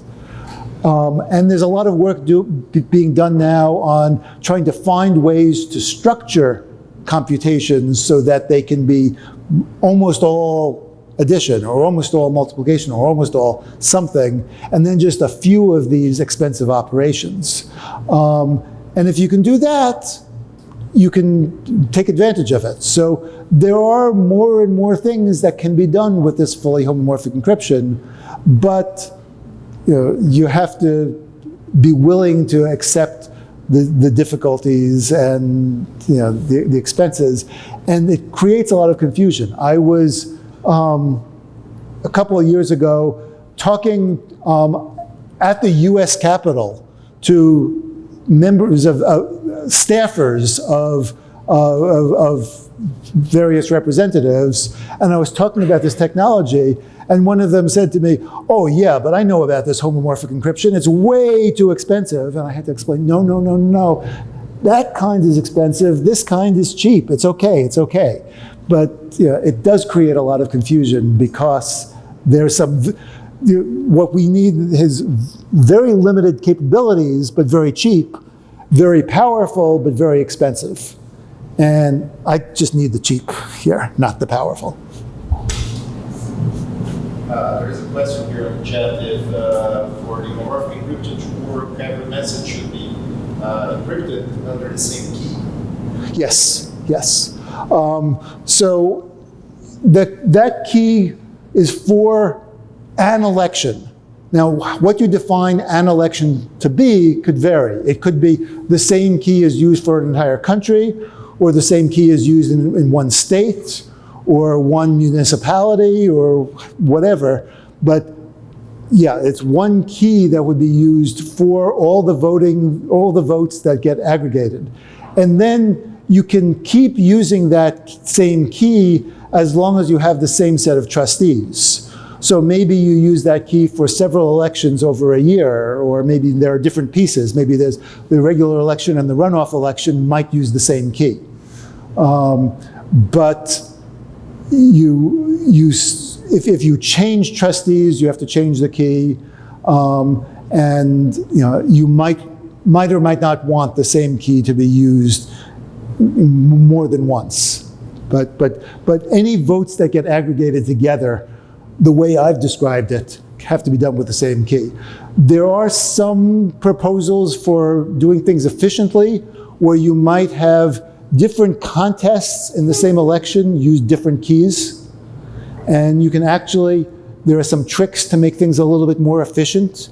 So you say, maybe there's an election for president and an election for governor in the same ballot. You can use different keys for the two, and then you can make things a little bit more efficient by doing that. But anything that's going to be aggregated has to be aggregated with the same, has to be encrypted with the same key. Okay. Yeah. Going back to the internet. Yep. Suppose that we didn't have malware or denial of service, right? We still would have the risk of conversion. Yes, very true. Nope. No. I don't. They're actually, maybe a little bit, but not very good. So when I talk about problems with internet voting, I usually list 4 things. And you've gone through the list very nicely. Malware on client devices, targeted denial of service, a digital infrastructure of personal identities to be used, and that's something where it's a little bit harder, because I don't want a digital infrastructure for just voting, because it makes it very easy for somebody to say, well, I don't care about voting. You'll give me 10 real, I'll give you my key, and you vote. We don't want that. We want something where you're going to use, this is your common digital identity that you use for lots of things. So Estonia has digital IDs that citizens use for lots and lots of things, and they're not likely to be willing to sell them for a little bit. But if it's just used for voting, it's a problem. So that's problem number 3. Problem number 4 is coercion. Now, it's exactly the same problem you have with vote by mail, which is used in a lot of places. But yes, it is a real problem, and a big problem. There are some nice cryptographic protocols which allow you to do things like, I have real credentials and fake credentials, and you can't tell which is which, only I know which is which, or I can generate fake credentials all I want. So if I am voting on the internet and and you coerce me, I can say, oh, well, here are my credentials, or you can watch me use these credentials to vote, but they're fake credentials and you can't tell. And then I use the real credentials secretly. But those are kind of hard to think about voters using in practice. They're very clever research ideas, and maybe we can get to a point of using them in practice. But in reality, yes, one of the big problems of internet voting is coercion. I tend to talk about that last because I live in a place where there's already vote by mail. In fact, the state of Washington, which I live in, is 99.9% vote by mail, more than that. There are a very small number of voters who vote in person because of disabilities or other things, but almost everybody votes by mail. And it's just accepted. It's okay. Now, I don't like that. there is coercion that happens. I know there's coercion that happens. What I don't know is how much. It's very hard to study. It's very hard to prove. I don't know how to do a study to figure it out. I would be very surprised if the amount of coercion in my home state is less than 0.5%. And I would not be surprised if it's as high as 5%. I've seen lots and lots of anecdotes. So I am very concerned about that. It's not a problem here where all votes, or almost all votes essentially, are votes in person. So there's a better argument there's a better argument against internet voting because of coercion here than when I try to make it in the US, because I'll be told, well, we're already voting by mail, it's just the same. Yeah, it's bad and it's bad. That's not really a good choice. Yeah.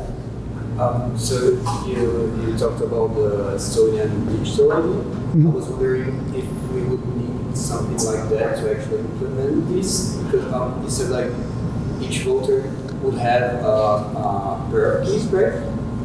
Nope, don't need keys. So for what I've talked about, for the kind of thing that I'm saying, it's all in person. That's my preferred usage. And you just vote the way you normally vote. There's no voter keys at all. The device that you use would use a key for the election that has been generated by several trustees getting together, and it'll encrypt the vote on your behalf, but you have no keys as a voter. So you don't have to worry about digital identities or infrastructure or anything like that. Keep it as simple as possible. It's not a key for each voter? No. A key for each machine? It wouldn't even need to be a key for each machine. You could have machines digitally sign what they do.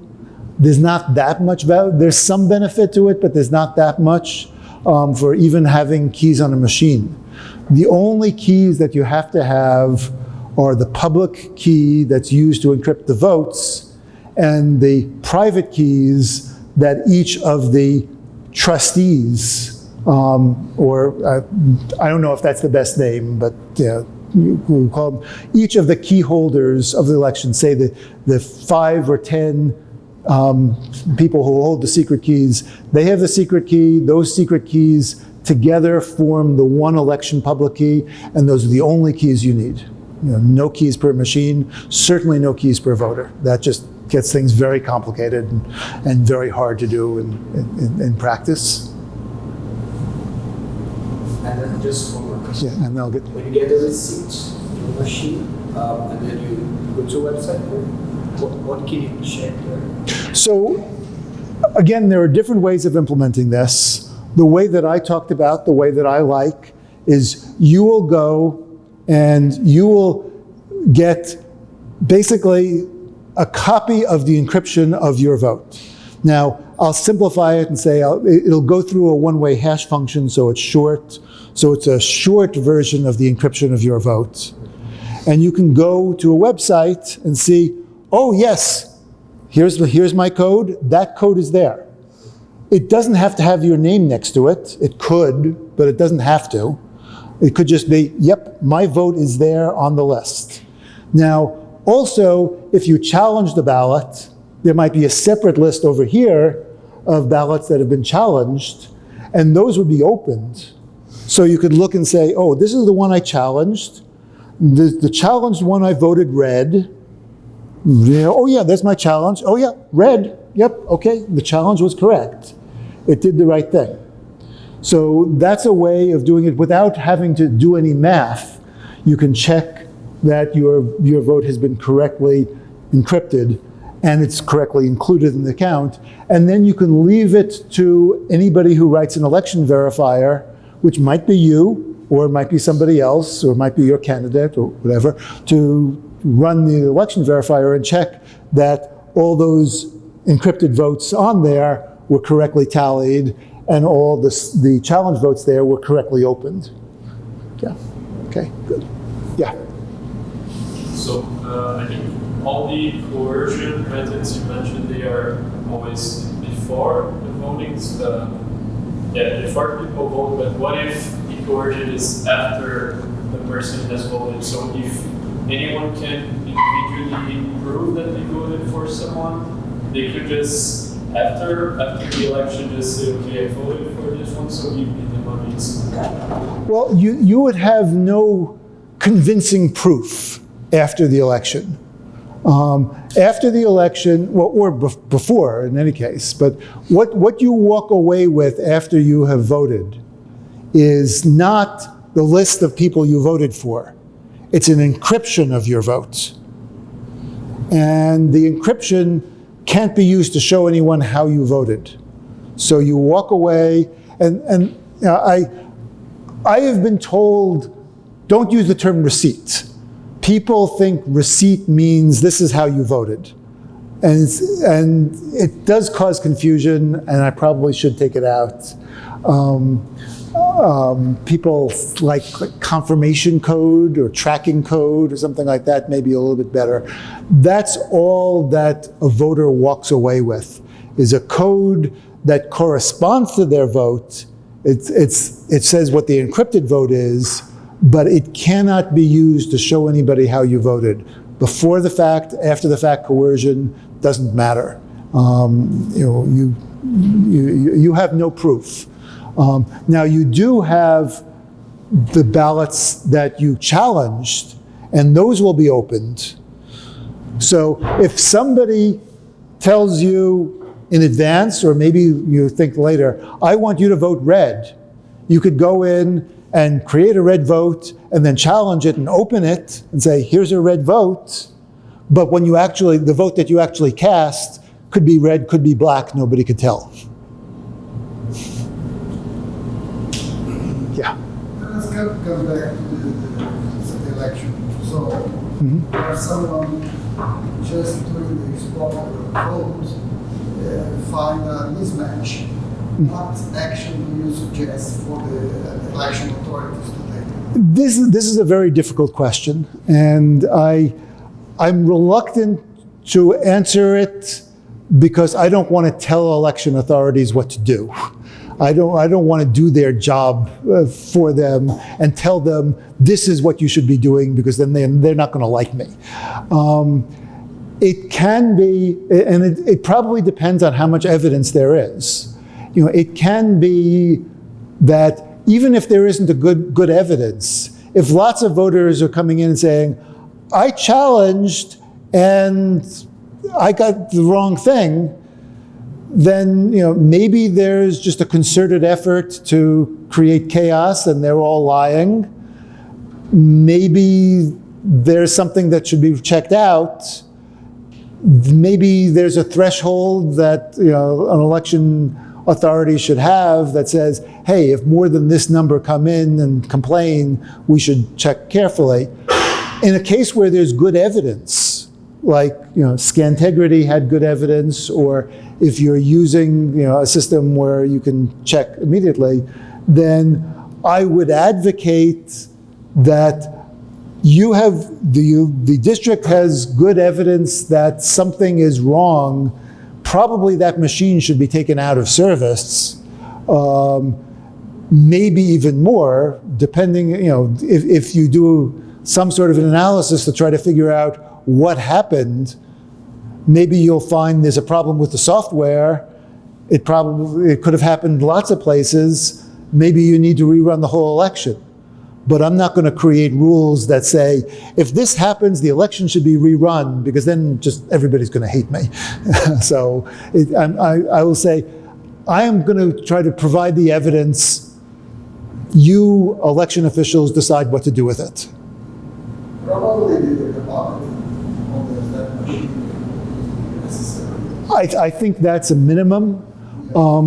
I have recently heard, in fact, thanks to a workshop a week ago, the best argument I've ever heard for open source voting software. Now, I like open source voting software anyway, so that people can see transparency, privacy, whatnot. All the election guard stuff is open source. I think it's a good thing to have. But also, what I claim is open source isn't as valuable as you might think because when we're doing end-to-end verifiability, we can regard the voting system as a black box. We don't know what software is actually running there. So if it's open source, hey, this software is great, but this is the software that's actually running. But with end-to-end verifiability, you don't care about what software is actually running. You don't care about the hardware. You're just looking at the input and the output and saying, does this record match? Is it all good? So you don't need open source. The argument, though, has been made, and I think it's a good argument, that if a problem is discovered, then if the software is not open source, it's easy to say, oh yeah, there was a bug, we fixed it, it's done. But if it's open source, you can look and say, wait a minute, is there really just some sort of a careless bug? Or what happened here? Is there something nefarious that's gone on? And it becomes much harder for somebody to claim, oh, don't worry about it. It was a little problem. We fixed it because the software is there. And you can say, what was the problem? Show me where the problem was. Yeah, having it open can be very valuable for that purpose. Yeah. Your experience with the election card, do you have an idea of the time impact that the spoiler of the votes may cause in the timing of the voter to make his vote? The truth is not really. The places where we've used it, there has been very little challenging. We've tried to encourage it, but most voters, oh, that's really nice, now I want to go vote. It's been very hard thus far, and I'm disappointed by that. What I'd like to think is that if we make this available, even if very few voters are challenging to begin with, once it's there, people will come to understand it, we'll get more and more efforts to challenge it, and I think it will get used and get better over time. But thus far, we've seen so little challenges, we really don't have a good sense of how it'll affect the process. And honestly, we've made some mistakes along the way. We've tried to get a sense of how voters feel about this. The first case that I just talked about in the state of Wisconsin in 2020, we went into a jurisdiction where all the voting had been done on paper, and the devices that were used were electronic ballot marking devices that voters interacted electronically. They got a printed ballot, they put it in the scanner. Instead of just putting the ballot in a box, they put it in the scanner, it was counted, and they got a receipt, a confirmation code. We tried to ask them about the confirmation code and whatnot, and the voters just kept telling us about, oh yeah, it was really nice that we had this touch screen systems and whatnot. And one thing we've learned is if we're going to get a real comparison, we can't go in and change a lot of things. We have to change as little as possible to get a sense for how voters are going to deal with this change. And we just changed way too much in the cases that we've seen so far. So we don't really know yet. I'm hoping to get more data. The election that we have coming up in November that is in a city of several thousand people. I know it's small by local standards, but still it's bigger than we've seen before, is a better match, and we're hoping to get a lot more information. There's also, it's a college town, so we'll get a lot more expertise and a lot more people, I think, understanding what's going on and trying to really exercise the system. I'm very much looking forward to it. So 6 weeks from now, I'll have more information, but not quite yet. Or maybe 7 weeks. I don't remember exactly. It's the first Tuesday in November. Okay. Yeah. You have a question? So, what I would like to know is that the last question I talked about, okay, if I found a mismatch, it could be people who just try to create chaos or a real problem. And what I'd like to know is, especially in the use, the real life examples that you presented, have you been able to measure how using the system affected the people's opinion and their trust in the election? Because nowadays they are just coming up with a crazy thing to justify a conspiracy and, okay, I have this real nice, real interesting piece of software system, but nobody trusted anyway. So using this had a positive impact on people's opinion. I would love to know the answer to that question. I don't know the answer to that question. As I said, we tried to measure that in the cases that we've done so far, and we failed because we've changed so many other things that we didn't get an understanding of what this particular change did. And I've tried in a few places. It's subtle and it's hard, and I need to talk to more usability experts to figure out how to tease out this thing, because even people who are very interested and say, oh, this sounds really good, it's very subtle, it's very hard to explain what's going on, and I mean, we've spent 2 hours talking about this, and still there's, okay, I'm sort of starting to understand some of it now, maybe, but it's hard. And I think that's another really important research area, is just the pedagogy, the understanding. Maybe there are simpler ways of doing this. The process of challenging ballots is one that is still too complicated. Now, it's easier than all the alternatives. People before me were trying all sorts of things of, well, your voter has to come in and choose a random number, and then do this with the random number and do this, or they get 2 ballots and they have to choose one of the 2 at random and whatnot, and they just get really confused and really unhappy. So this thing where, no, you don't have to do anything, you can challenge a ballot if you want to, seems better, but I think it's still too hard to understand. And I would love to work with people and find better ways.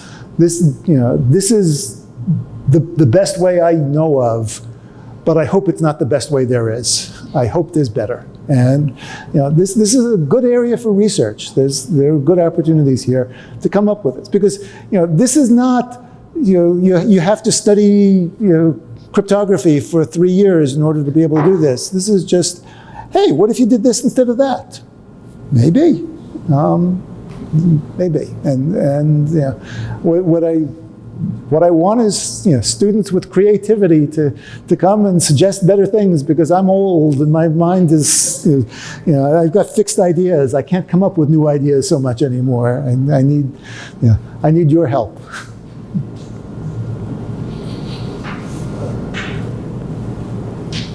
Anything else? No.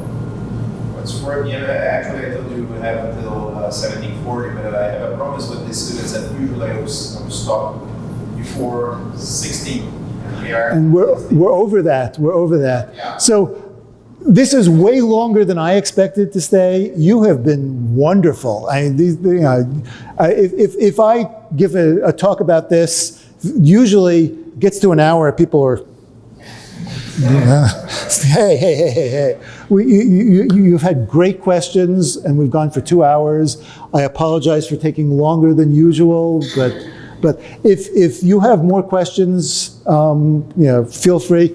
Anybody who wants to go, please, don't feel embarrassed, go now, but I'm happy to answer more questions individually or however it works. The recordings are going to be on the channel of the lectures. I'm not sure, Josh, may I put it online too if I want? Yes, please. Okay. Please, feel free. So you will have access to that one. That I hope it sounds going to be good because it has a thing here. So yeah, that should be fine, even with the rain. Yeah.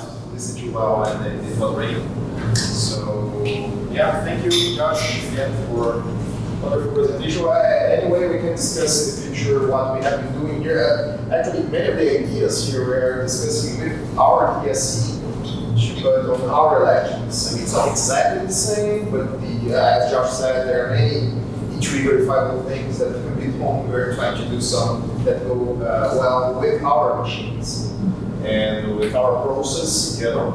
So, well, thank you again, Josh. That's great.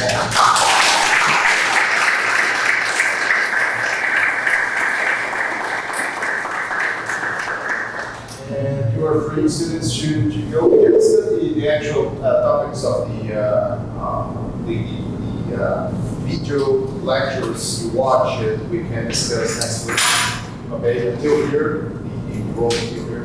I think you went to finish it, the advanced part, the block 2, right? How choose. Okay, we can discuss that there. Variable trees and hash chains and whatever. Okay. Thank you very much for being here. Thank you for the guys that are